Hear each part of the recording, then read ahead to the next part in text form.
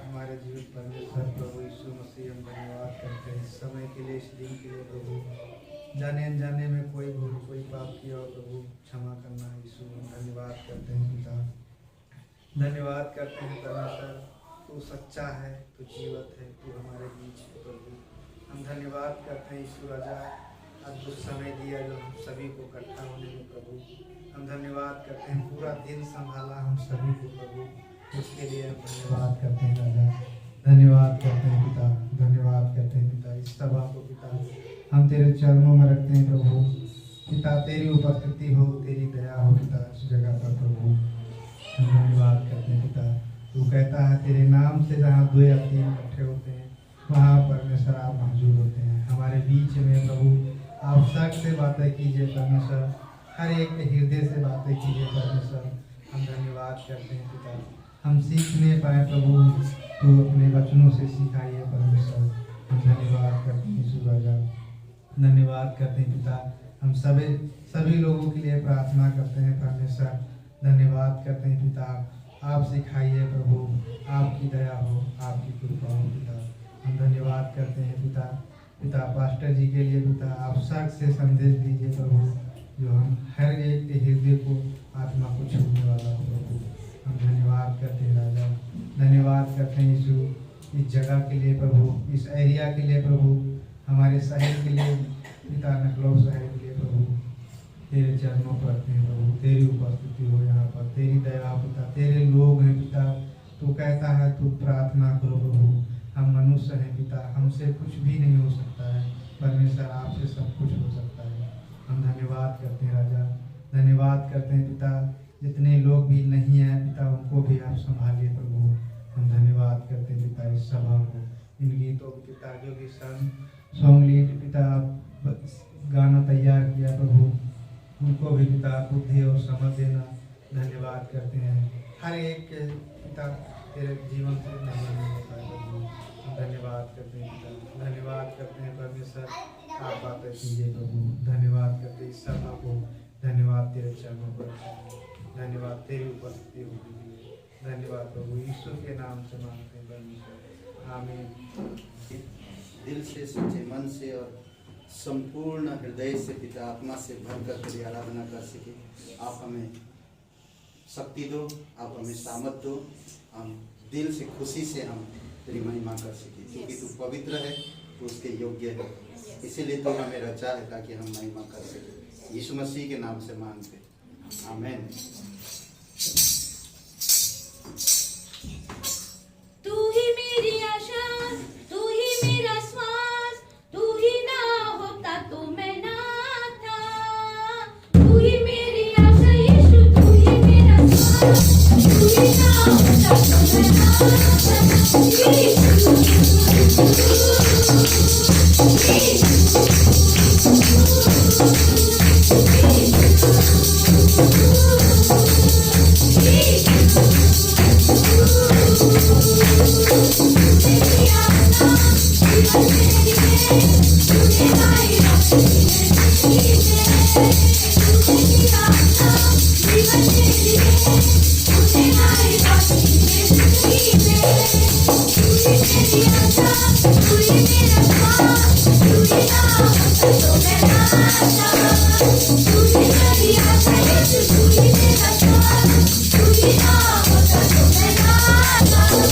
Thank you.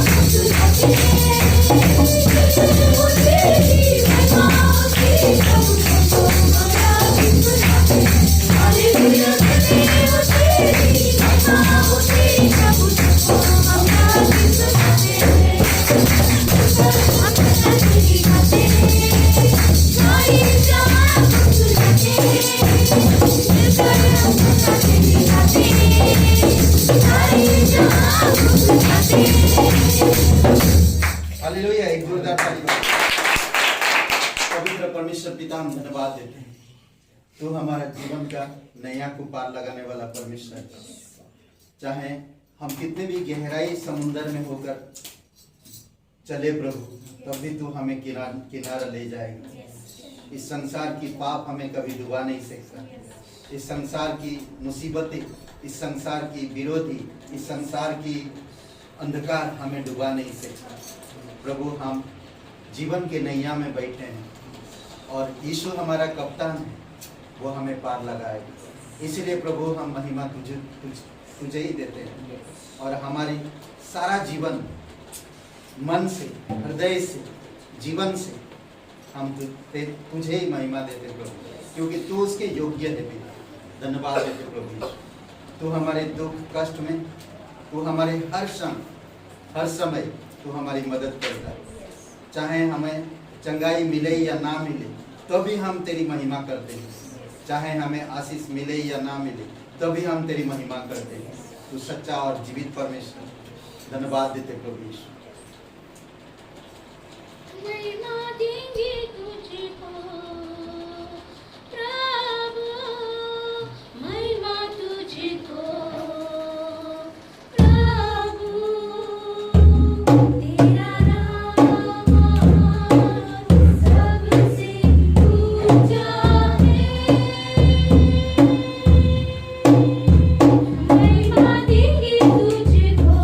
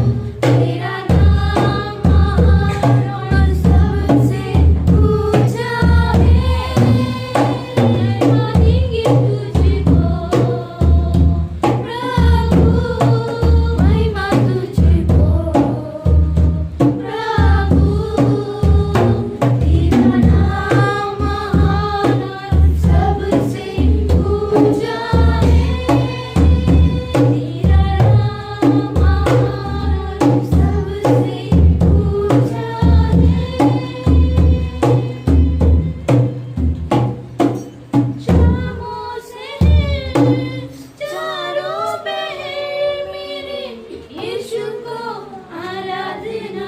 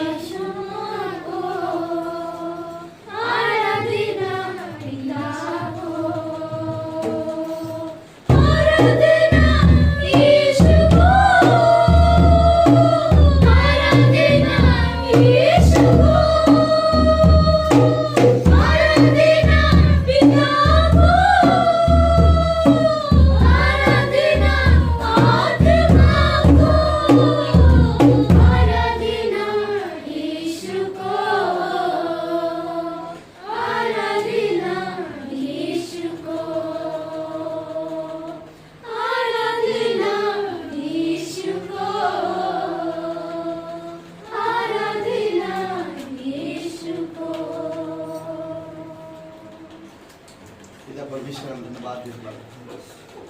पवित्र परमेश्वर तो हर किसी से प्यार करता है, हर किसी को चाहता है पिता। तू लोगों को चुनता है, तू लोगों को नियुक्त करता है। प्रभु ये हमारी ओर से नहीं बल्कि तेरी ओर से है, क्योंकि हमारे पास इतना क्षमता नहीं था कि हम अपने आप को उद्धार कर सकें, परंतु आपने हम पर कृपा दृष्टि किया, अनुग्रह दिया और हम विश्वास के द्वारा अनुग्रह ही से हम उद्धार पाएंगे। आज धन्यवाद देते प्रत्येक भाई बहनों के लिए, कलीसिया के हर एक सदस्य को लिए जो आपसे प्यार करते हैं। प्रभु आप उन्हें सीखने की आत्मा दीजिए, सुनने की आत्मा दीजिए और तेरी राज्य को उन्नतिशील करने वाली आत्मा दीजिए पिता। प्रभु यीशु मसीह आपकी योजना, आपकी प्रकाशन प्रत्येक भाई बहनों के हृदय में, प्रत्येक परिवारों के जीवन में आप प्रकट करो। प्रभु आप लोगों को नियुक्त करते और लोगों को अलग अलग तरीक़े से, लोगों को अलग अलग डिपार्टमेंट में, लोगों को अलग अलग जरिया के द्वारा प्रभु आप अपने कार्यों को बढ़ाते हैं पिता। धन्यवाद देते। अगर हम तैयार नहीं हैं फिर भी तो हमारे जीवन में ऐसा कोई चीज़ें उत्पन्न करता है कि हम तैयार हो जाते हैं। प्रभु यीशु तू जानता है, तू समझता है हमें कि हम क्या करेंगे आगे और अभी की परिस्थिति हमारी क्या है। प्रभु यीशु आप कृपा दृष्टि करो और दया करो। धन्यवाद देते। प्रत्येक लोगों को अभिषेक करो पिता, तेरी वचन के द्वारा बातें करो प्रभु। धन्यवाद देते। हम दास बनना चाहते प्रभु और तेरे राज्य को बढ़ाना चाहते हैं। हम सेवा के लिए नहीं, सेवा करने के लिए आए प्रभु, सेवा पाने के लिए नहीं। जिस तरह आपने कहा है उसी तरह हम करना चाहते हैं प्रभु।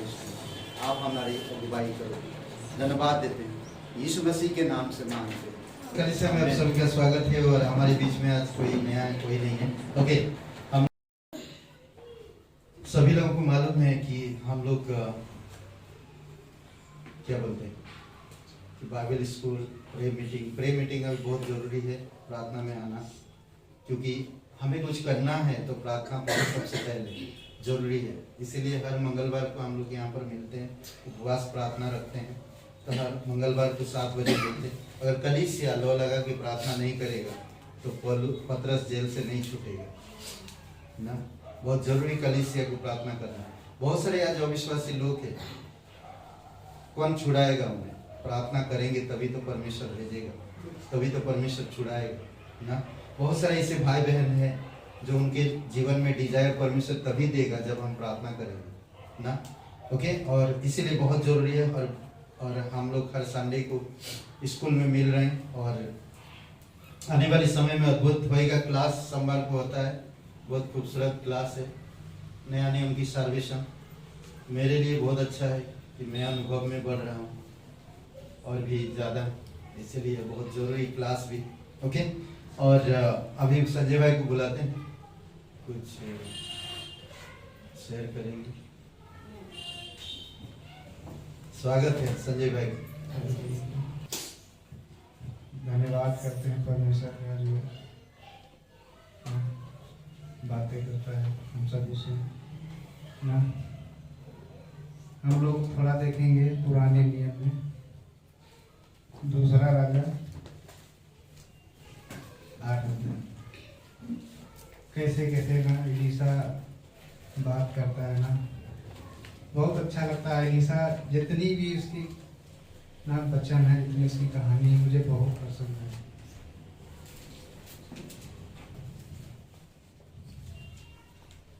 पढ़ लीजिए तो कोई। हाँ,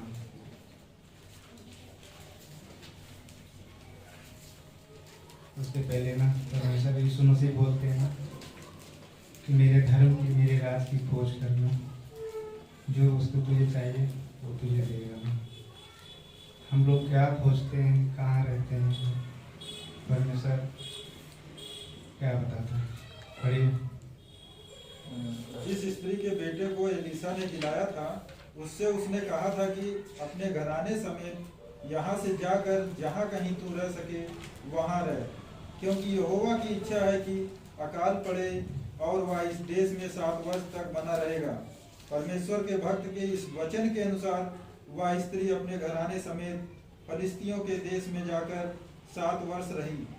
7 वर्ष के बीतने पर वह फलिस्तियों के देश से लौट आई और अपने घर और भूमि के लिए दुहाई देने को राजा के पास गई। राजा उस समय परमेश्वर के भक्त के सेवक गेहजी से बातें कर रहा था और उसने कहा, जो बड़े बड़े काम एलीसा ने किए हैं उनका मुझसे वर्णन कर। जब वह राजा से वर्णन कर ही रहा था कि एलीसा ने मुर्दे को जिलाया, तब जिस स्त्री के बेटे को उसने जिलाया था वही आकर अपने घर और भूमि के लिए दुहाई देने लगी। तब गेहजी ने कहा, हे मेरे प्रभु, हे राजा, यह वही स्त्री है और यही उसका बेटा है जिसे एलीसा ने जिलाया था। जब राजा ने स्त्री से पूछा तब उसने उससे सब कह दिया। तब राजा ने एक हाकिम को यह कहकर उसके साथ कर दिया कि जो कुछ इसका था, वरन जब से इसने देश को छोड़ दिया तब से इसके खेत की जितनी आमदनी अब तक हुई हो सब इसे फेर दे। Hallelujah, hallelujah. ना कैसे एलीसा कह रहा ना, उस स्त्री से कैसे कह रहा ना, मुझे जब सुन रहे थे या पढ़ रहे थे ना, मुझे जैसे पूरे हमारे रोमा खड़े हो रहे ना। आज हम लोग काम करते हैं ना, इतना मेहनत करते हैं, तभी राजा हो चाहे मुख्यमंत्री हो चाहे कोई अधिकारी हो, कैसे कोई मेहनत को तो देता नहीं। कैसे स्त्री से बोल रहा है ना कि जब वो स्त्री, जैसे एलीसा कहा कि हाँ अकाल पड़ेगा, आप अपने बेटे को लेके चले जाइए। वो 7 साल के बाद जाता है, वो राजा के पास जाती है ना, कि राजा के पास जाती है। वो राजा उससे पूछता है कि कोई एलीसा की ना पहले कैसी कहानी थी, आप हमें सुनाओ। तो वो बोलता है कि एलीसा बड़े बड़े चमत्कार है। पहले उसका बेटों को देखो दिया, उसको ना प्रार्थना किया, परमेश्वर उसको बेटा दिया। उसके बाद वो बेटा मर भी जाता है, फिर परमेश्वर वो एलीसा उसको ठीक करता है। उसके जीवन में बहुत चमत्कार करता परमेश्वर। फिर भी वो जैसे जैसे एलीसा कहता था वैसे वैसे वो स्त्री करती थी। वो वही बात वो बता रहा था राजा को, उसी समय वो स्त्री आ गई ना। उसका तो खेत भी चला गया, घर भी चला गया, पर वो बोल रही ना कि वो दुहाई देने के लिए आई थी कि हम हो सकते हैं राजा के पास जाएं, हम अपनी ना समस्याओं को रखें तो और राजा मुझे जरूर सुनेगा। लेकिन वहाँ पर हम एक चीज़ मुझे बहुत अच्छी लगती है कि कैसे वो राजा ना ऐलान के साथ कहा इस स्त्री की जब से गई है, जितनी उपज है ना सारी उसको वापस की है। तो उसमें हम लोग यही देखते हैं ना, यही सुना, मुझे बहुत अच्छा लगा कि कैसे उसको कहा ना, राजा कैसे कहा, पर राजा नहीं, परमेश्वर उस स्त्री के साथ था ना। परमेश्वर बातें करता, परमेश्वर उसकी हर चीज़ को वापस करता है ना। इसीलिए हम बोलते हैं ना, उसके धर्म की, उसके राज की खोज करो, सारी वस्तु तुम्हें मिल जाएगी। थैंक यू, आमीन। यही बात सोच रहा था। तो 7 साल के बाद वो लौट के आती है, सब कुछ खो देती है। और कौन देता है आज ना, किसी को कोई चीज़ अगर ले जाता है, आज हम देखते हैं किराएदार, कहीं पर किराएदार रहते हैं, हम नहीं, किराएदार लोग हड़प लेते हैं अच्छे खासे मकान में। अगर 10 साल 15 साल रह गए, 8 साल, तो उसी मकान अपने नाम कर लेते हैं। यहाँ पर लोग अपनी ताकत की बल से, जोर से छीन लेते चीज़ें। पर ये राजा के अंदर परमेश्वर ने वो मन दिया ना, कि उसका 7 साल तक जो भी उपज, जो भी उत्पाद हुआ है वो सारे लौटाओ, और उसकी जमीन, उसकी घर सब लौटाओ। ये हमारा परमेश्वर है जो राजा के हृदय में डाला, और वो स्त्री के साथ है। और उसने गेहजी कहा ना कि ये वही स्त्री है जो एलिय्याह ने इसके बेटे को जिलाया था, मर गया था बेटा, जिलाया था। तो राजा और प्रसन्न हो कि ऐसे स्त्री की गवाही सुनना कितनी गौरव की बात है ना। आइए प्रार्थना करते हैं। पिता, तू खो गया चीजों को तू लौटा देता है, जो तेरे मार्ग में चलते हैं, जो तुझे प्रसन्न करते हैं, जो तेरी इच्छा की खोज में रहते हैं, जो तेरी आज्ञा मानते हैं, जो तेरी सच्चाई में स्थिर रहते हैं। इस भेंट को प्रत्येक भाई बहनों को तेरे चरणों पर रखते हैं। उनके विवेक, उनके हृदय खोलो पिता, और तेरी राज्य के लिए, तेरी महिमा के लिए, आत्माओं को जीतने के लिए प्रेरणा दो प्रभु यीशु। धन्यवाद देते यीशु मसीह के नाम से मांगते, आमीन।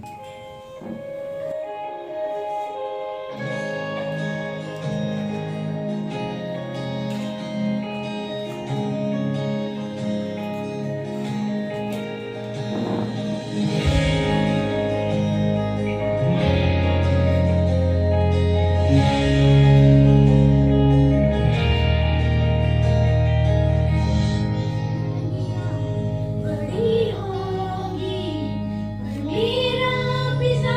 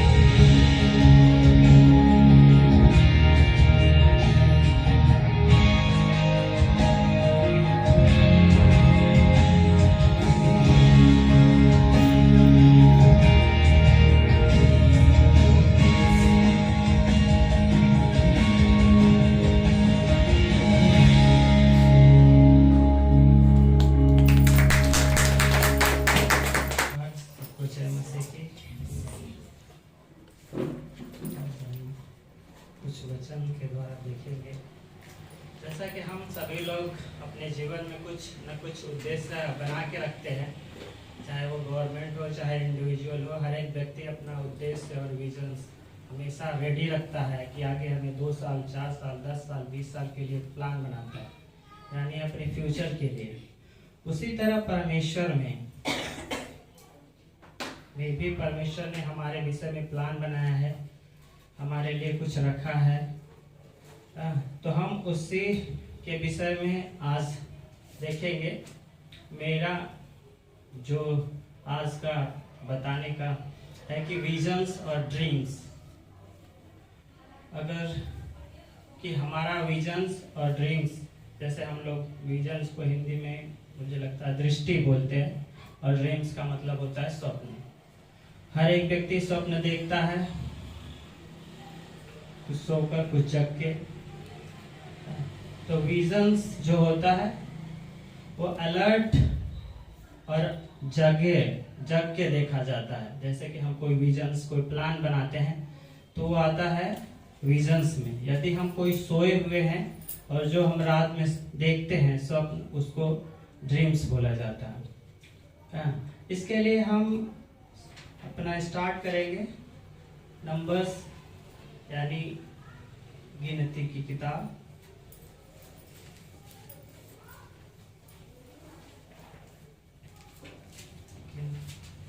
गिनती की किताब 12 और उसका 6, 12 अध्याय का 6 वचन।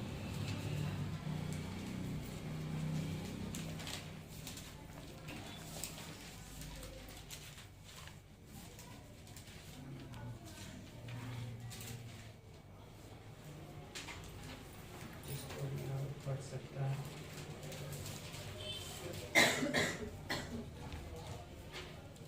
तब यहोवा ने कहा, मेरी बातें सुनो, यदि तुम में कोई नबी हो तो उस पर मैं यहोवा दर्शन के द्वारा अपने आप को प्रकट करूंगा या स्वप्न में उससे बातें करूंगा। यहाँ पर देखता है कि यहाँ पर यहोवा कहता है कि मेरी बात सुनो। यहाँ पर हमें अपने प्लान के अनुसार नहीं, वो बोलता है मेरी बात सुनो, यदि तुम में से कोई नबी हो तो उस पर मैं यहोवा दर्शन के द्वारा अपने आप को प्रकट करूंगा या स्वप्न में उससे बातें करूंगा। यहाँ पर हम देख पाते हैं कि यहाँ पर दर्शन के द्वारा बातें करना और स्वप्न के द्वारा बातें करने के विषय में वो बोलता है कि मैं उस स्वयं को उस पर प्रकट करूंगा। इसी तरह हम देखते हैं पत्रस का विजन और 2:17 एक्ट यानी प्रकाशित प्रेरितों के काम और 2:17 उसका।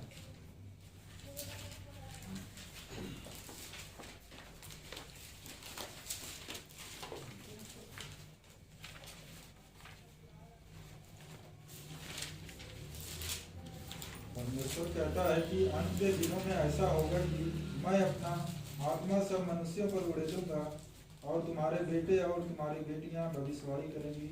मैं तुम्हारे जवान दर्शन देखेंगे और तुम्हारे पुराने स्वप्न देखेंगे। यहाँ पर हम देखते हैं कि वह हम पर बोलता है कि मैं अपनी आत्मा उड़ेलूंगा और तुम्हारे बेटे और बेटियां भविष्यवाणी करेंगे और तुम्हारे जवान दर्शन देखेंगे और तुम्हारे पुराने स्वप्न देखेंगे। और भी जगह हम देखते हैं कि किस तरह से बाइबल में यूसुफ को हम देखते हैं मत्ती अध्याय में कि किस तरह से दर्शन देता है और उसको बोलता है कि तुम अपनी पत्नी को ले आने से ना डर, और वो उसकी बात मान के वो अपनी पत्नी को लाता है। तो इसी तरह परमेश्वर हम लोगों से भी आज भी बातें करता है।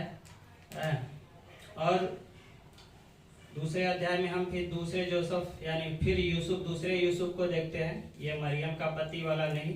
अगर हम 40 अध्याय उत्पत्ति के 40 अध्याय में देखते हैं तो वो यूसुफ जिनको दर्शन मिलता है कि और उनको उनके भाइयों के द्वारा बेच दिया जाता है और किस तरह से वो वहाँ बंदी गृह में रहते हुए वहाँ के मंत्री बनते हैं, राजा के जस्ट नीचे ही होते हैं। तो इस तरह से परमेश्वर हमें दर्शन देता है और हमारे लिए विजन तैयार करता है, हमारे लिए पर्पस तैयार करता है कि हम कहाँ पहुँचेंगे। और हम मत्ती के 17 अध्याय और 27 में देखते हैं कि उसकी विजन्स की पावर कहाँ तक है। आप मत्ती 17 और 27 निकाल। यहाँ पर ये मंदिर का कर देना के लिए लिखा गया है, लेकिन मैं 27 का पढ़ता हूँ। तो अभी इसलिए कि हम उन्हें ठोकर न खिलाएं, तू झील के किनारे जाकर बंसी डाल और जो मछली पहले निकले उसे ले उसी को लेकर मेरे और अपने बदले उन्हें दे देना। यहाँ पर यीशु की विजन्स किस तरह स्ट्रांग है, आप समझ सकते हैं कि एक झील होती है, उसमें कितनी मछलियां होंगी। झील में अगर हम छोटा सा तालाब देखते हैं तो उसमें 1-2 मछली होती है, और मछली को यीशु पर्सनली नहीं जानते कि ये मछली है, वो मछली है, इसका नाम ये है, उसका नाम वो है। लेकिन यहाँ पर कर की बात तो नहीं है, लेकिन इस यहाँ पर 27, तू झील के किनारे जाकर बंसी डाल और जो मछली पहले निकले उसे ले और उसके मुंह खोलने पर तुझे एक सिक्का मिलेगा। उतना बड़ा झील है, भेजता है अपने चेले को कि जाके मछली बंसी डालेगा और तुझे एक मछली मिलेगी। वो नहीं बताता कि यहाँ जाना, इस घाट पे जाना, उस घाट पे जाना और वहां पर मछली मिलेगी, वहां रखा होगा। अब वो कहाँ जाएगा, कहाँ मछली बंसी डालेगा, कौन सी मछली फंसेगी, लेकिन यीशु का विजन इतना स्ट्रांग है, वो इतना तक जानता है कि जो पहली हम लोग पढ़ने वाले प्रोबेबिलिटी लगाते हैं कि सारे मछलियां निकालो, उसको फाड़ो और उसके मुंह में से एक सिक्का निकलेगा, लेकिन वो वहां पर नहीं कहता। अगर हम सारी मछलियां 10 हैं, 10 को 10 निकाल लेते हैं तो जरूर न जरूर किसी में एक में रहेगा। लेकिन यहाँ पर वो बोलता है एक ही मछली जो पहले मिले उसी को खोलना और उसके मुंह खोलने पर एक सिक्का मिलेगा। अब मैं आप लोगों के लिए एक क्वेश्चन छोड़ देता हूँ। बहुत सारे क्वेश्चंस खड़े होते हैं कि मछली के मुंह में सिक्का कहाँ से आया या कहाँ से गया, या मछली मुंह में सिक्का कहाँ से उसके पास आया, यीशु को कैसे पता चला, ये सब हमारे समझ के परे है। और इसमें यीशु उन्हीं पर प्रकट करता है, और हम देखते हैं कि स्वप्न और दर्शन देखने वालों में पौलुस, दानियल, यूसुफ, ये सब पतरस, ये सब काफी आगे हैं। और आज के दिन में हम देखेंगे कि किस तरह से जो हम स्वप्न देखते हैं, ये तो हुआ यीशु किस तरह का, अगर उसका विजन्स किस तरह का, अगर वो हमारे विषय में सोच रहा है कि और टैक्स देने के लिए या कुछ भी करने के लिए, तो वो कितना स्पेसिफिक का मतलब कितना करेक्ट है।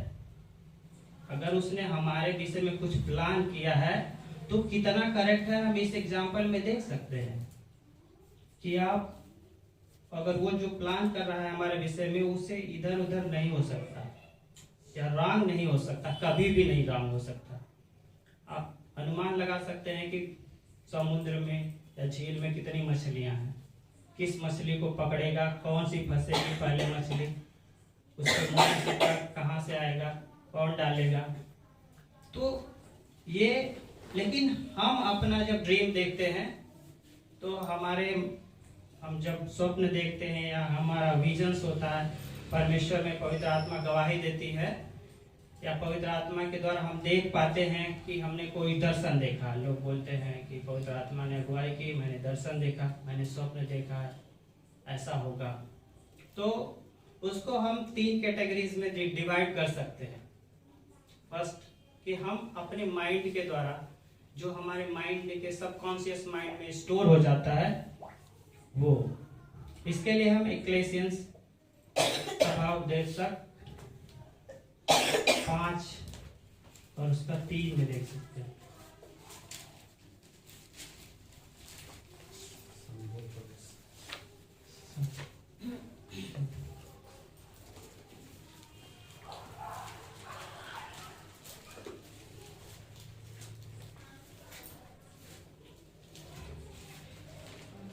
क्योंकि जैसे कार्य की अधिकता के कारण स्वप्न देखा जाता है, वैसे ही बहुत सी बातों का बोलने वाला मूर्ख ठहरता है। यहाँ पर एक जो हम लोग देखते हैं कि अपने कार्य की अधिकता से, यदि हम भूखे सो जाएं तो रात में सपने देखेंगे कि हम खाना खा रहे हैं, लेकिन जागने के बाद पता चलेगा कि हम तो भूखे ही हैं। उसी तरह हम में से अधिकांश लोग ये स्वप्न देखे होंगे कि हम लोग रात में पैसे बटोरते थे और सुबह जगने के बाद जेब में पैसे ही नहीं होते थे। क्योंकि हम लोग बचपन में यही सोचते थे कि पैसे मिल जाए पापा से, दादा से, या जो घर के बड़े लोग होंगे उनसे हमारे पैसे ही मांगते रहते, क्योंकि हमारे दिमाग में उस समय ज़्यादा कुछ होता नहीं है, फॉर्मेट की तरह होता है, कुछ ही बातें स्टोर होती हैं और उन्हीं के अनुसार हम करते रहते हैं। तो ऐसे जो स्वप्न हैं जो हम देखते हैं, जो हम कह सकते हैं कि प्रभु में हम देखते हैं, वो व्यर्थ ही होती है। हाँ, वैसे ही बहुत सी बातों का बोलने वाला मूर्ख ठहरता है, जैसे कार्य की अधिकता के कारण स्वप्न होते। तो कुछ स्वप्न हमारे कार्य की अधिकता के कारण होते हैं। हम यह नहीं कर सकते कि यह प्रभु की ओर से था, स्वप्न था या विजन था या उसका प्लान था। कुछ हम अपना, और दूसरा होता है इस आत्मिक अटैक, जिसको बोल सकते हैं शैतानों की वजह से जो स्वप्न आते हैं। उसके लिए यिर्मयाह 23:32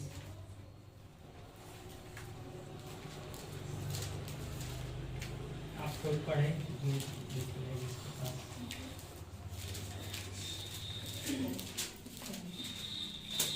23:32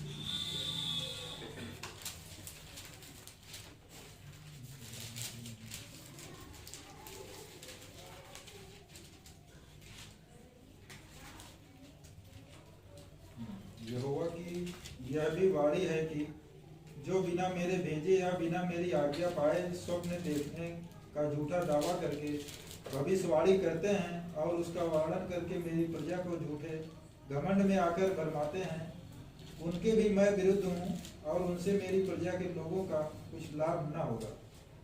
ऐसे ही लोग होते हैं जो कुछ अपने बातों के द्वारा हमारे और इमेजिनरी, जो हम कुछ अपने इमेजिन करके कुछ भी बोल रहे हैं प्रभु के विषय में कि हमने प्रार्थना की और प्रार्थना में हम कुछ सोच रहे हैं, अचानक सोने के बाद हमें आता है और लगते हैं, कहते हैं कि हमने स्वप्न देखा है, आपके साथ ऐसा होगा, आपके साथ वैसा होगा।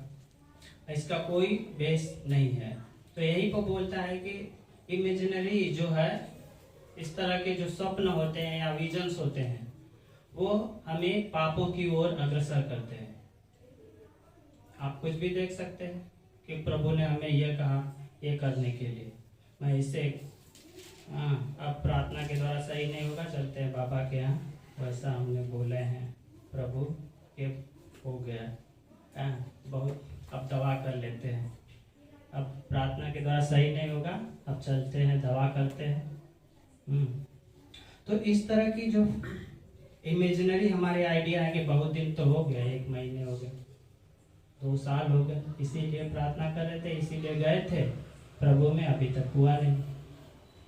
और तो इसके लिए मैं, जहाँ तक मेरे दिमाग में आता है कि अब्राहम को जब प्रभु ने कहा कि मैं तुम्हें पुत्र दूंगा, तुम्हारे संतान बालू के किनकों के समान हो जाएंगे, वो हो सकता है कि 25वें 30वें साल में गिना सकता है, ये आपने तो बोला था, एक भी तो हुआ नहीं। 50 साल के बाद फिर रिमाइंड करा है कि यीशु या यहोवा, मैं आपको एक बार फिर याद दिलाता हूँ कि आप मेरी संतान को बालों का गिनती के समान करने वाले थे, भूल गए क्या? तो इस तरह से बातें बोलने वाला बोल सकता है। हम मनुष्य हैं, हमें भी वही बातें आ सकती हैं। और मेरा यहाँ बताने का मतलब केवल एक ही है कि हम उसमें धैर्य बनाए रखें। जिस तरह से यूसुफ 99 वर्ष तक धैर्य बनाए रखा, एक बार भी नहीं कहा। और लास्ट में एक और घटना घटित होते हुए, जब उसी का पुत्र मांग लेता है फिर कि भैया जो आपको पुत्र दिए हैं उसको बलिदान करना है, फिर रिमाइंड करे, अरे यहोवा इतना दिन के बाद एक पुत्र भी मिला। जिनके एक ही पुत्र होते हैं या बहुत दिनों के बाद नहीं हो, वो जानते हैं, हम लोग तो क्या जाने पुत्रों का प्रेम। तो उनसे पूछिए कि एक पुत्र है, आप उसको बलिदान करना है, आपको जिसके साथ आप खेलते हैं, जिसके साथ आप जिससे प्रेम करते हैं, उसको बलिदान करने के लिए देते हैं, मांगता है और वो उसके लिए तैयार हो जाता है। उतनी ऊंचाई पर चढ़ते चढ़ते पहाड़ी पर चढ़ता है एक बच्चा के साथ। बच्चा भी बोल सकता है कहाँ ले जा रहे हैं, उतनी पहाड़ी पर।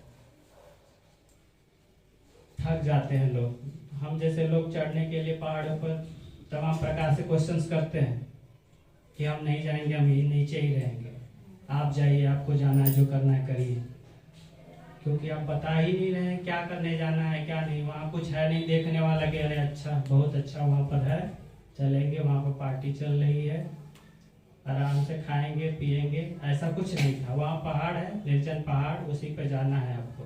आप अपने पुत्र को बता भी नहीं रहे हैं कि तुमको बलिदान करने ले जाना है। आप सोच सकते हैं कि वो घटनाएं कितनी भयावह होगी, या जब कोई इस तरह से क्वेश्चंस करता है फिर भी आप जाने देते हैं। लेकिन तीसरे प्रकार का होता है जो ईश्वरीय, एक होता है हमने बताया पहले माइंड में, जो हम अपने माइंड के द्वारा क्रिएट करते हैं, और दूसरा है स्पिरिचुअल, जो शैतानों की वजह से आता है। तीसरा में है कि गॉड उस समय हमसे बातें करता है स्पेशल ड्रीम्स के द्वारा, स्पेशल विजन्स के द्वारा। जैसे कि हम फर्स्ट एक पहला राजा 3:5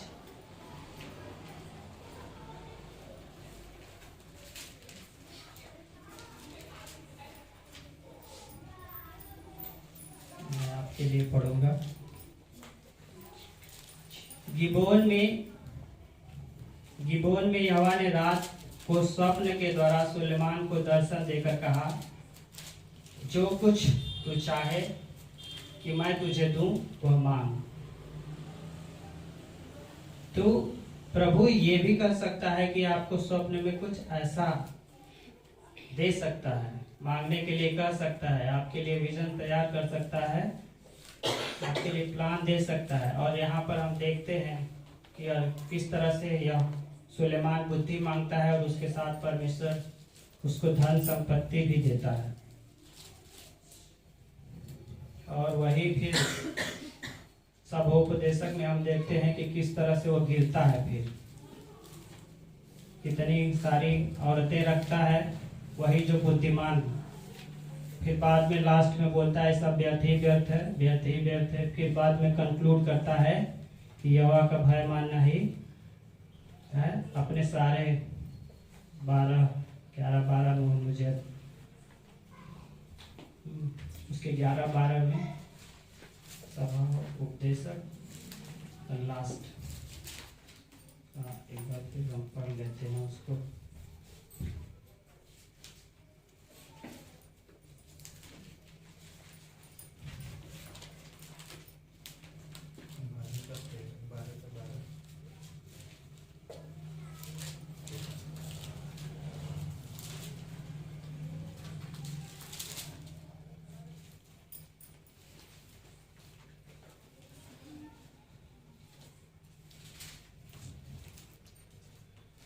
सब कुछ सुना गया। 13 में सब कुछ सुना गया। अंत की बात यह है कि परमेश्वर का भय मान और उसकी आज्ञाओं का पालन कर, क्योंकि मनुष्य का संपूर्ण कर्तव्य यही है। क्योंकि परमेश्वर सब कामों का, सब गुप्त बातों का, चाहे वे भली हो या बुरी, न्याय करेगा। एक व्यक्ति जो पहले बुद्धि से प्रेम करता है, धन संपत्ति मिलती है उसको, धन संपत्ति में लिप्त हो जाता है। लिप्त के बाद वो सब व्यर्थ ही व्यर्थ, व्यर्थ ही व्यर्थ बुद्धि से सब कुछ जानने के लिए कोशिश करता है। बहुत सी पत्नियों रखकर भी बहुत कोशिश करता है सब जानने, लेकिन फिर भी लास्ट में वो दूर हो जाता है। किस तरह से? उसके बाद हम देखते हैं कि फिर वो लास्ट में अपने कंक्लूजन्स को ड्रा करता है। उसी तरह हम डैनियल को भी देख सकते हैं 2 अध्याय के 28 में कि किस तरह कहता है कि कोई भी सीक्रेट या जो भी है विजन्स केवल वही स्वर्ग का परमेश्वर ही रिवील कर सकता है।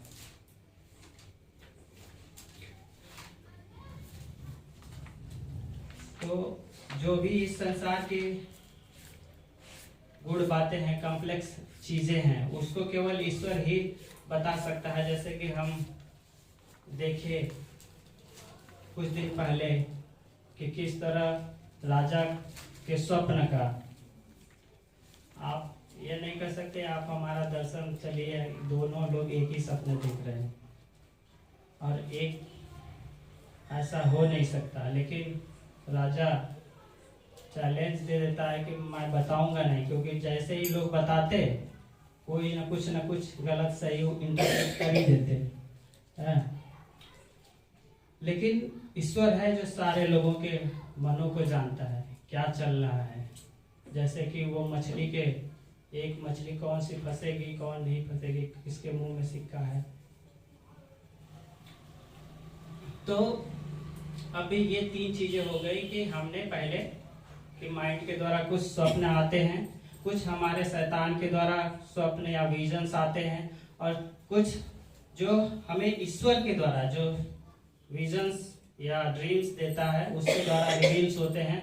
ताकि ये क्यों आते हैं? ताकि हम फ्यूचर्स को के लिए जो तैयार रहें। जैसे कि हम ये लास्ट की बुक रेलिवेशंस, प्रकाशित वाक्य यूहन्ना के द्वारा लिखा गया विजन्स, उसी के थे, दर्शन के द्वारा लिखा गया। वो किस तरह का हमें भविष्य में कि ये होगा, मारपीट होगी, लास्ट में ये हो गया, रास्ते पर हमारे पड़े रहेंगे, आपको खाना पानी नहीं मिलेगा, जो प्रभु का नाम लेगा। तो यही है कि हमारे लिए आसान बनाता है कि ये सब। एक जगह नए नियम में बोलता है कि तुमको, चेले पूछते हैं कि तू दृष्टांतों में ही बातें क्यों करता है यीशु से, तो यीशु कहता है कि तुमको सब बातों की समझ दी गई है, स्वर्ग राज्य की समझ दी गई है। तो वही है, हम में से हर एक व्यक्ति को वो दी गई है। अगर नहीं है किसी के पास वो तो मांगे, ताकि इस जीवन में हम आसानी भरमाने वाली चीजें हैं, बहुत हैं। आप कभी भी पीछे हट सकते हैं, कभी भी बैकस्लाइड हो सकते हैं। इसलिए हमें जरूरी है कि हम उस विजन्स और ड्रीम्स के लिए प्रार्थना करें, ताकि हम भी मजबूती में रहें। 1 साल में नहीं हो रहा है कुछ काम, 2 साल में नहीं हो रहा है, 3 साल में नहीं हो रहा है, फिर भी मजबूत रहे परमेश्वर में। इसीलिए हमें दर्शन और वचन के द्वारा या विजन्स या स्वप्न के द्वारा प्रभु बातें करता है। हम नए पुराने नियम को देखते हैं कि 400 साल बाद दर्शन मिलता है लोगों को फिर से, वरना बीच में कहा गया ईश्वर था लेकिन लोगों को दर्शन नहीं मिलता था। और हमें परखनी है, अब 3 हो गए, तीनों को कि कौन सा दर्शन शैतान की ओर से है, कौन सा दर्शन मेरे माइंड की उपज है, कौन सा दर्शन ईश्वर की ओर से, ये कैसे हम पता करेंगे? तो इसके लिए हम तीमुथियुस के दूसरा तीमुथी 3:16 में देखते हैं कि उससे कभी भी आपका दर्शन बाइबल को कंट्राडिक्ट नहीं करेगा। कभी भी ईश्वर किसी को दर्शन नहीं दिया कि जाके उसके घर का चोरी करना है। कभी भी दर्शन किसी को नहीं मिला कि जाके उसका काम बिगाड़ना है जाके। तो इस तरह से है कि हमें इंस्पायर होते हैं, जो उसमें लिखा है कि समझाने, सिखाने और सुधारने और धार्मिकता की शिक्षा के लिए। तो दर्शन भी इसी टाइप के मिलेंगे, ना कि किसी के घर में परिवार में आपको दर्शन मिलेगा कि जाके फूट डाल दो। 2 पति पत्नी थे, उसमें गए महिला तीसरी या पुरुष जाके उसके बीच में चले गए, समझाने लगे। हो सकता है कोई एक दूसरे से अलग हो गया। आप ये दर्शन आपको ऐसा नहीं मिल सकता, कभी भी नहीं मिल सकता, क्योंकि प्रभु का वचन कहता है कि जिसको परमेश्वर ने जोड़ा है वो मनुष्य अलग ना करे। आपने जाके अपने मन गढ़ंत बातें बना के महिला या पुरुष को किसी एक को आपने ये अपने साथ कर लिया, तो ये गलत बातें, इस तरह के दर्शन नहीं मिल सकते कभी भी।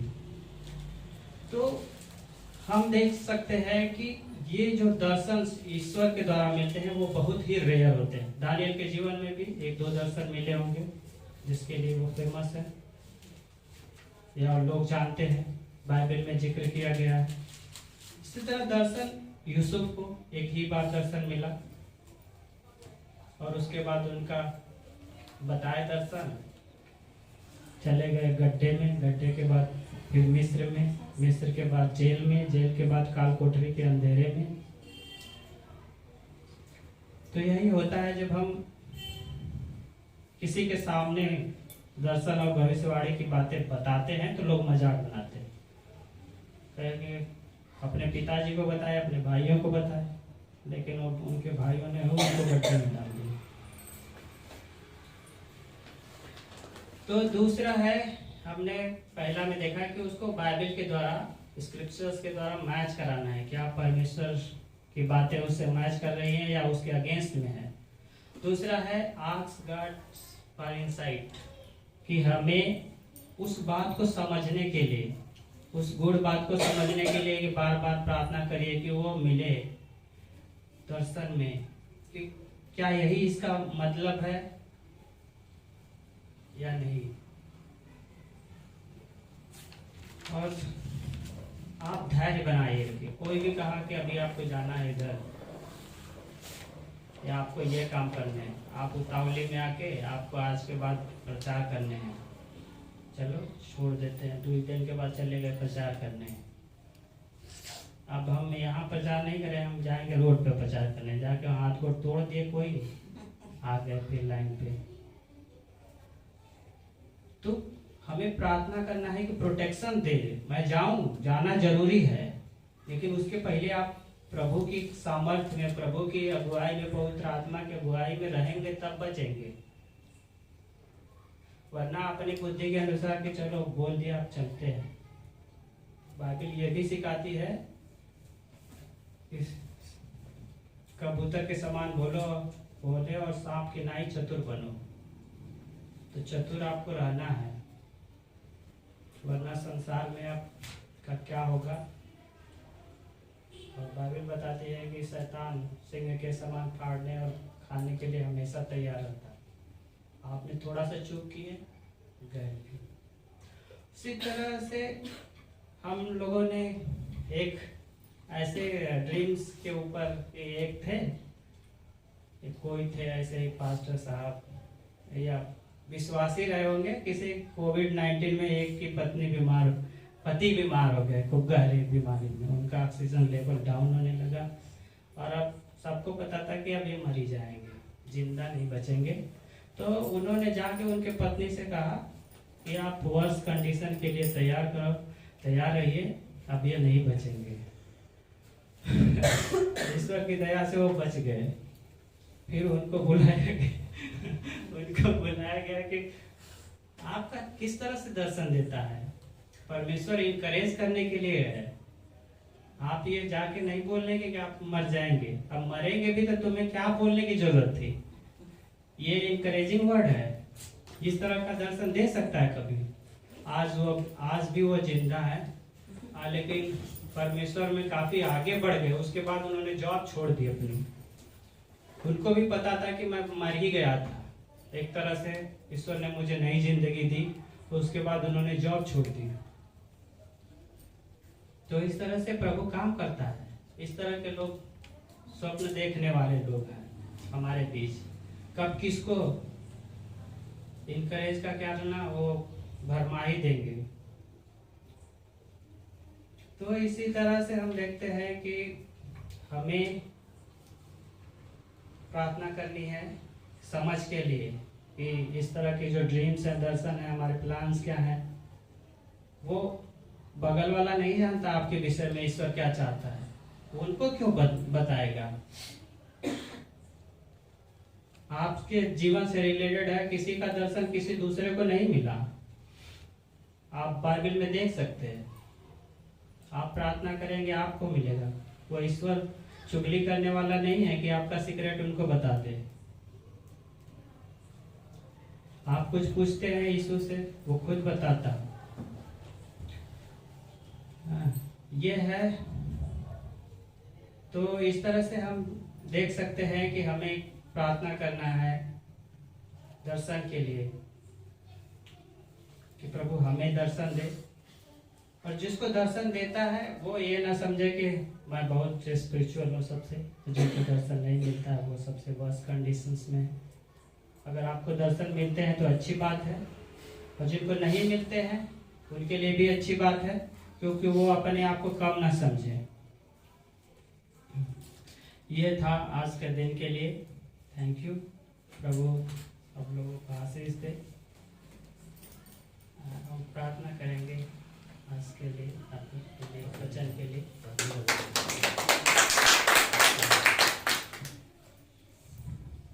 धन्यवाद स्वामी परमेश्वर, हे राजाओं के राजा प्रभु यीशु। सबके हृदय के भेद आपके सामने प्रकट है प्रभु यीशु, कोई भी बात तुझसे छुपी नहीं। हे पिता परमेश्वर, यदि हमें के से कोई स्वामी परमेश्वर आपसे बात करना चाहता है, स्वामी हम प्रार्थना करते हैं कि उनको दर्शन और वचन के द्वारा बातें करें प्रभु यीशु। हम चाहते हैं स्वामी परमेश्वर कि वो आने वाली बातों का स्वामी परमेश्वर उनको ज्ञात हो, और आप स्वामी परमेश्वर स्वर्ग की समझ और स्वामी परमेश्वर अपने समझ के द्वारा उन्हें बुद्धि दीजिए स्वामी परमेश्वर, ताकि वो आपके गुड़ बातों को समझ पाए स्वामी परमेश्वर। हम ह्यूमन हैं और हम इस धरती के अनुसार स्वामी परमेश्वर अपने ज्ञान के अनुसार, अपनी बुद्धि के अनुसार, अपनी समझ के अनुसार स्वामी परमेश्वर चलते हुए पाए जाते हैं। हे राजाओं के राजा प्रभु यीशु, हम प्रार्थना करते हैं कि हमें से हर एक जन स्वामी परमेश्वर शैतान की बातों में ना आने पाए, लोगों की बातों में ना आने पाए प्रभु यीशु। आप उन पर स्वामी परमेश्वर दर्शन वचन के द्वारा बातें करें स्वामी परमेश्वर। आप उनको अपना अनुभव कराइए अपनी पवित्र आत्मा का स्वामी परमेश्वर। हमें से अधिकांश लोग स्वामी परमेश्वर आज भी नहीं जानते होंगे स्वामी परमेश्वर, बस सुने हैं कि पवित्र आत्मा है।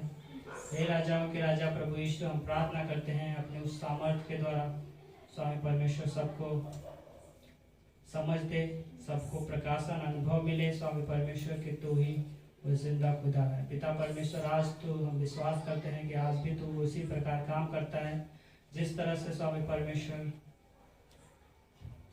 आगे और आगे आने वाले समय में भी करेगा स्वामी परमेश्वर। हम प्रार्थना करते हैं कि आज के दिन में जो वचन स्वामी परमेश्वर सुने स्वामी परमेश्वर लोगों के जीवन में फलवंत होने पाए स्वामी परमेश्वर। शैतान चुगने ना पाए प्रभु यीशु, चुराने ना पाए। हे राजाओं के राजा, कोई 100 गुना, कोई 10 गुना, 20 गुना, 1000 गुना फल लाने पाए। हे राजाओं के राजा प्रभु यीशु, हम विश्वास करते हैं कि तू हमारी प्रार्थनाओं को सुनता है स्वामी परमेश्वर। और स्वामी परमेश्वर हम लोगों से प्रेम करता है, चाहे हम दर्शन देखते हैं या नहीं देखते हैं स्वामी परमेश्वर, सब एक समान है। हे राजाओं के राजा प्रभु यीशु, हम कार्य की अधिकता के द्वारा स्वामी परमेश्वर स्वप्नों को देखते हैं, और स्वामी परमेश्वर कुछ शैतान के द्वारा यह स्वप्न आते हैं। राजाओं के राजा प्रभु यीशु, आपके द्वारा जो दर्शन मिलता है वो मिलनसार होता है, प्रेम में बढ़ने वाला होता है प्रभु यीशु, किसी प्रकार की उसमें बुराई नहीं। पिता परमेश्वर, हम विश्वास करते हैं कि तू हमारी प्रार्थना सुना, इसके लिए हम आपका धन्यवाद देते हैं, मानते हैं अनुग्रह प्रभु यीशु मसीह के नाम में, आमीन। दर्शन और सपना, सपना और दर्शन, विजन।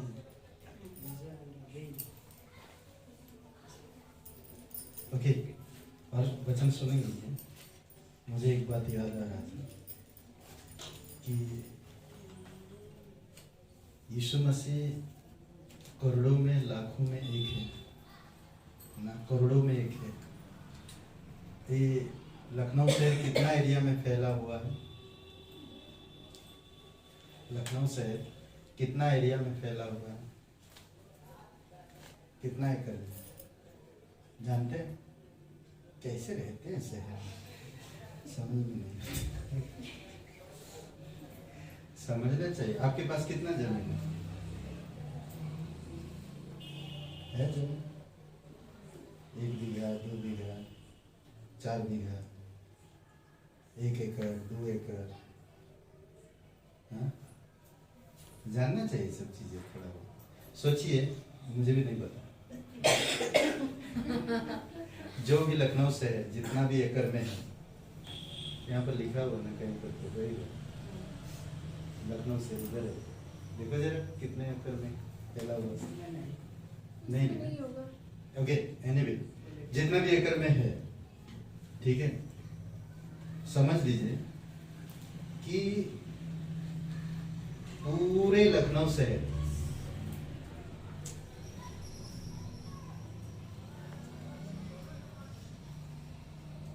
ये कॉइन 1 रुपये, ठीक है, पूरे लखनऊ शहर ये 1 रुपया की कॉइन में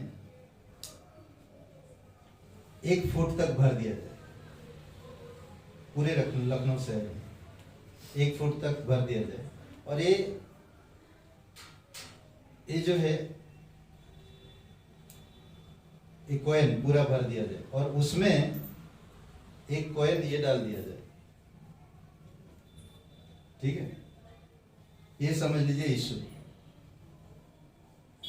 और डाल दिए कॉइन में, पूरे लखनऊ शहर में डाल दिए, ठीक है। तो कौन इंसान ऐसा उठा सकता है कॉइन? 1 फुट इससे भरे हुए हैं ना, एक कॉइन से, और उसमें ये कॉइन में डाल दिया।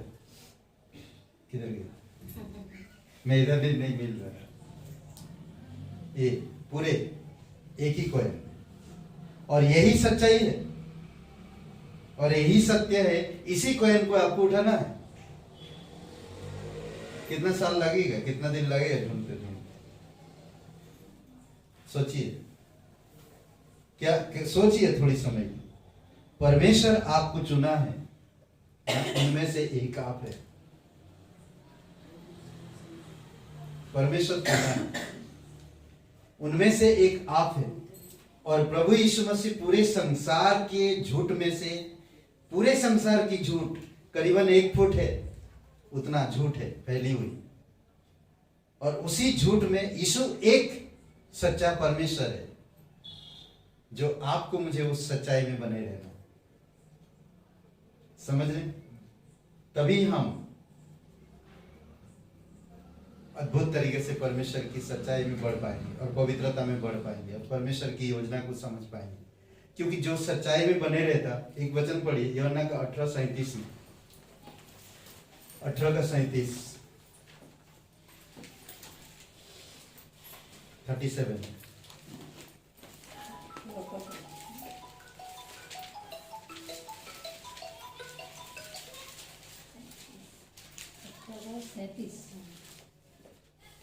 पिलातुस ने उससे कहा, तो क्या तू राजा है? यीशु ने उत्तर दिया, तू कहता है कि मैं राजा हूँ।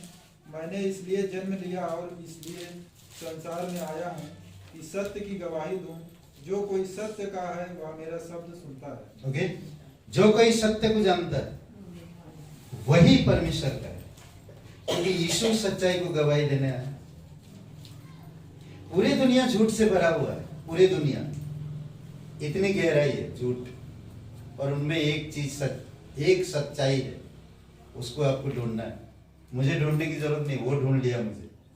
सच्चाई मुझे ढूंढ लिया, अब मैं वो सच्चाई को जान गया। अब मुझे उस सच्चाई में बने रहना, क्योंकि जो सच्चाई से प्रीति रखेगा वही यीशु के शब्द को सुनेगा, वही उसके शब्द सुनेगा। इसीलिए सच्चाई से प्रेम करो। पहला थिस्सलुनीय का 2 अध्याय और वचन 10, 11, 10, 12 और 13 में 10, 11, 12 जो ठीक है। सच्चाई से प्रीति करो और प्रभु यीशु मसीह का आज्ञा मानो। ये दो काम बहुत इंपॉर्टेंट एक विश्वासी के लिए। मैं एक भाई को देख रहा हूं खुद अभी ना, जब वो परमेश्वर में बढ़ आ रहे हैं तो ठीक ठाक रह रहे, ठीक ठाक रहते हैं। जैसे परमेश्वर से थोड़ा दूर जाते हैं प्रॉब्लम चालू हो जाता है। परमेश्वर में सुरक्षा है मुझे। मैं जैसे परमेश्वर से हटता हूं, मैं देख रहा हूं वो भाई कपल को देख रहा हूं, वो भाई बहन को देख रहा हूं मैं, तो मैं उनका नाम नहीं ले रहा हूं, बट मैं उनके जीवन को देख रहा हूं ना। जैसे परमेश्वर से हट रहे हैं, बंद कर रहे हैं, संगति में बंद कर रहे हैं, कलीसिया में बंद कर रहे हैं, जब मन हो रहा तब आ रहे हैं, तो उनका चेहरा उतर रहा, उनके चेहरे में अलग चीज दिख रहा। बट जब जब वो परमेश्वर में रहते हैं, सब जगह आ रहे हैं, प्रार्थना में आ रहे हैं, क्लास में आ रहे हैं, सभा में आ रहे हैं, लोगों के पास विजिट कर रहे हैं, तो उनके चेहरे में रौनक दिख, खुशी दिखता है, आनंद दिखता है। तो यीशु एक सत्य है, इसीलिए हमें यीशु, और वही यीशु ही वो सत्य है जिसके हमें तलाश है। वचन क्या बोलते कि वचन एक पढ़िए, यूहन्ना का 16, इतना इजी वचन है भूल जाता है। यूहन्ना 14 का 6 ना, क्या कहा यीशु ने? यीशु ने उससे कहा, मार्ग और सत्य और जीवन मैं ही हूँ। बस बस बस बस, आगे मत बढ़िए। क्या कह रहा? मार्ग, सत्य, एक ही सत्य है और वो यीशु है। समझ रहे? एक ही सत्य है और वो यीशु है, और उस सत्य को आपने प्राप्त किया। अब उस सत्य में बढ़ने के लिए आपको यीशु में बने रहना, उसकी सुनना है। सच्चाई से प्यार करो, यीशु का आज्ञा मानो। सच्चाई से प्रेम करो, यीशु का आज्ञा मानो। यीशु का आज्ञा मानो, सच्चाई से प्यार करो। ये दो चीज हमारे लिए काफी है। फिर धीरे धीरे परमेश्वर हमें अगुवाई कर रहे। संजय भाई जो स्टोरी बताए बहुत खूबसूरत है, आप जाकर घर पे दोबारा पढ़ सकते हैं। बहुत खूबसूरत बातें हैं जो जंग बहादुर ने शेयर किया, बहुत अच्छा है ना। ये सारी चीजें हम ध्यान दे सकते हैं। 3 बार, कई बार हम लोग बहुत उत्सुक होते हैं हर चीज में। कौन सा सपना, हम जब थक जाते हैं, बहुत अच्छे अच्छे उदाहरण दिए, हमारे काम के द्वारा जब हम सोते हैं, वो काम करते करते वो सपना आ जाता है और हम वही सपना देख रहे हैं, वो सही नहीं है। कई बार हम, शैतान हमारे अंदर माइंड में डालता है ताकि हम उस विजन में बढ़ते जाएं, और परमेश्वर सच्चाई को छोड़ दे। वो चाहता है कि हम उस विजन में बढ़ जाए, वो जिसने सपना में डाला। हम नहीं समझ पाते कई बार, और बहुत अच्छा उनका जो खूबसूरत बातें बताएं ना, कि हम बाइबल से ही समझ सकते हैं। मेरे स्वभाव, धैर्य के साथ मुझे प्रार्थना परमेश्वर के वचन के अनुसार मुझे दिखाई देगा और मुझे वाकई में अगुवाई करेगा। आप एक कलीसिया के सदस्य हो, आपको एक परमेश्वर पास्टर टीचर दिया है, कलीसिया में एल्डर है। बोलते ना कि जब पवित्र आत्मा भेजता पीड़ितों के काम 6वां अध्याय में, जब तक वो हाथ नहीं रखे उस पर, वो तब तक भेजे नहीं। कई सारे बुद्धिमान लोग होंगे, परमेश्वर सेलेक्ट करता लोगों, वो लोग बुद्धि में है, पवित्र आत्मा में है, भरे हुए, विश्वास में भरे हुए हैं, और अनुग्रह से भरे हुए हैं, वचन से भरे हुए हैं। तभी परमेश्वर दर्शन देगा, तभी परमेश्वर सेंड कर रहा, तभी उनको आगे बढ़ा। और पास्टर और लीडर्स को भी वही अगुवाई करेगा जो आपको अगुवाई कर रहा है। वही आत्मा है जो आपको अगुवाई करना चाहता है, वही आत्मा जो है पास्टर के द्वारा आपको अगुवाई करना चाहता है। कई बार हमारी टीम को दर्शन देता, कई बार आपको दोनों को दे। हमारे जीवन में हुआ, कई बार हमारे जीवन में पास्टर ने पूछा कि सच में तुम जाओगे लखनऊ? कितना बार पूछा, मैं खुद ये हो गया, पास्टर कितना बार बार पूछ रहे हैं आप, कितना बार पूछा, सच में तुझे, क्योंकि तेरा भाषा नहीं वहां पर, तेरा भाषा ओडिया है, ओडिशा का, और तू वहाँ यूपी में जाएगा, यूपी में हिंदी हाई फाई हिंदी है, कहाँ हाई फाई, यहाँ तो हिंदी समझ में नहीं आता उससे अच्छा तो मैं ज्यादा जानता हूँ हिंदी। नहीं मजाक करो, सीरियस मत लीजिए, आपका यूपी है।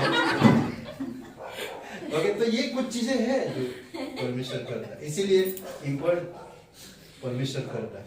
आमीन। आइए प्रार्थना करते हैं। दयालु और कृपालु परमेश्वर पिता, सच्चाई से हम प्रेम करें और तेरी आज्ञा के अनुसार जीवन व्यतीत करें। धैर्य के साथ हर एक चीज समझ पाए प्रभु, आप हमारी मदद करो, क्योंकि आपने हमें चुना है, आपने हमें नियुक्त किया है और आपने हमें इस राज्य में रखा है पिता। यहाँ पर धन्यवाद देते हैं प्रत्येक भाई बहनों को संदेश के द्वारा और आपकी अनुग्रह के द्वारा, आपकी दर्शन, आपकी सपना, आपकी विजन के द्वारा प्रभु आप अगुवाई करो, प्रत्येक लोग जान सके। कोई भी मुझे जल्दबाजी या अहंकार के साथ या अपनी ताकत से मुझे नहीं करना, बल्कि तेरी पवित्र आत्मा की सामर्थ से करना। जिस तरह से प्रेरितों के काम 2 अध्याय में कहता कि समय पर परमेश्वर की आत्मा भर देगा और परमेश्वर की आत्मा ही हमें प्रेरित करेगा। प्रभु तेरी आत्मा से हमें भर, तेरे वचन से हमें भर। धन्यवाद देते हैं, तू सिखा हमें प्रभु। तेरा वचन कहता है कि तू हमें सिखाता है। यूहन्ना 14 और वचन 23 में कि तू हमें सिखाता है, सीखने वाली सच्चाई में हमें सिखाता है, ताकि हम सच्चाई में बने रहे। धन्यवाद देते प्रत्येक भाई बहन को अगुवाई कर देता दयालु और कृपालु परमेश्वर। जो भी मीडिया यूट्यूब में देखते हैं प्रभु, आप प्रत्येक लोगों को ब्लेसिंग करो, आशीषित करो और अगुवाई करो पिता। धन्यवाद देते यीशु मसीह के नाम से मांगते हैं, आमीन।